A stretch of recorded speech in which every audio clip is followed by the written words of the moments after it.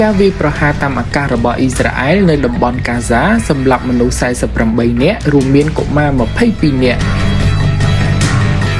យ៉ាងហើយនៅកុមារ22នាក់បានបាត់បង់អាយុជីវិតនៅក្នុងចំណោមមនុស្ស44នាក់ក្នុងការវាយប្រហារតាមអាកាសរបស់អ៊ីស្រាអែលលើតំបន់កាហ្សាពេញមួយយប់ថ្ងៃអង្គារនិងព្រឹកថ្ងៃពុធនេះបើយោងតាមមន្ទីរពេទ្យក្នុងតំបន់និងមន្ទីរពេទ្យរបស់ឥណ្ឌូនេស៊ីនៅជំរំចាបាលីយ៉ា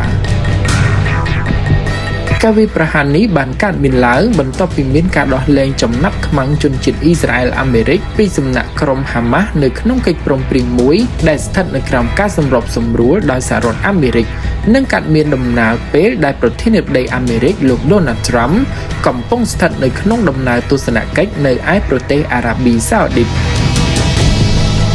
ដោយឡែកនាយករដ្ឋមន្ត្រីអ៊ីស្រាអែលលោក Benjamin Netanyahu និយាយថាអ៊ីស្រាអែលនឹងមិនបញ្ឈប់យុទ្ធនាការយោធារបស់ខ្លួននៅតំបន់កាហ្សានោះទេដោយលោកអះអាងថាកងកម្លាំងអ៊ីស្រាអែលកំពុងត្រៀមខ្លួនបង្កើនប្រតិបត្តិការក្រោមបំណងដើម្បីកម្ចាត់ក្រុមហាម៉ាស់ទាំងស្រុងទន្ទឹមនឹងនោះយោធាអ៊ីស្រាអែលមិនបានធ្វើការអត្ថាធិប្បាយណាមួយលើការវាយប្រហារតាមអាកាសជាលក្ខនោះទេប៉ុន្តែបានព្រមានអ្នកស្រុកនៅក្នុងតំបន់កំពុងមានចំនួនឲ្យជម្លៀសខ្លួនចេញដើម្បីងាយស្រួលក្នុងការបំផ្លាញហេដ្ឋារចនាសម្ព័ន្ធក្រុមហាម៉ាស់គូរំលឹកថាភ្លើងសង្គ្រាមនៅតំបន់កាហ្សាបានចាប់ផ្ដើមនៅឆ្នាំ2023នៅពេលក្រុមសកម្មប្រយុទ្ធដឹកនាំដោយក្រុមហាម៉ាស់បានវាយឆ្មក់ចូលទៅកាន់ភាគខាងត្បូងប្រទេសអ៊ីស្រាអែលដោយបានសម្លាប់មនុស្សប្រហែល1200នាក់ជាការឆ្លើយតបអ៊ីស្រាអែលបានបើកប្រតិបត្តិការយោធាទ្រង់ទ្រីធំនៅតំបន់កាហ្សា